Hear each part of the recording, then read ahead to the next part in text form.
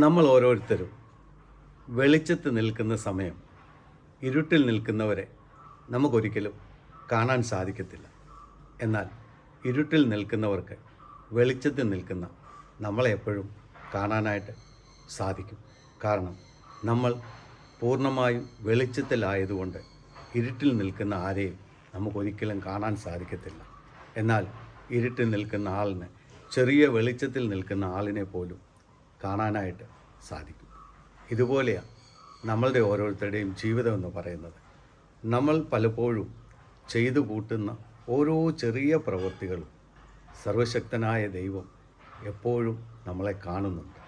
നമ്മൾ എപ്പോഴും വെളിച്ചത്ത് നിൽക്കുമ്പോൾ ആ വെളിച്ചത്തിൽ നിന്ന് നാം ചെയ്യുന്നത് എന്തും മറഞ്ഞു നിൽക്കുന്ന നാം കാണാത്ത ദൈവം എപ്പോഴും കാണുന്നു എന്ന് ഒരു ചിന്ത നമുക്കുണ്ടായിരിക്കുക. കാരണം നാം എപ്പോഴും ദൈവത്തിൻ്റെ കണ്ണിൽ വെളിച്ചത്തിലാണ് നിൽക്കുന്നത്. ദൈവം നമ്മളുടെ ഓരോ ചലനങ്ങളും പ്രവൃത്തികളും ചിന്തകളും കാണുന്നവനാണ്.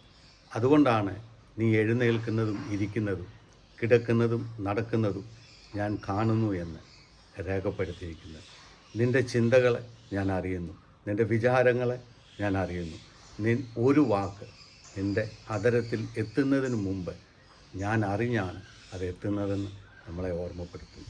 അതുകൊണ്ട് നാം ചെയ്യുന്ന ഓരോ പ്രവൃത്തികളും ദൈവം എപ്പോഴും ഏത് നിമിഷവും കണ്ടുകൊണ്ടിരിക്കുകയാണ്. കാരണം ആദ്യം പറഞ്ഞതുപോലെ വെളിച്ചത്ത് നിൽക്കുന്നവന് ഇരുട്ടത്ത് നിൽക്കുന്നവനെ കാണാൻ സാധിക്കില്ല.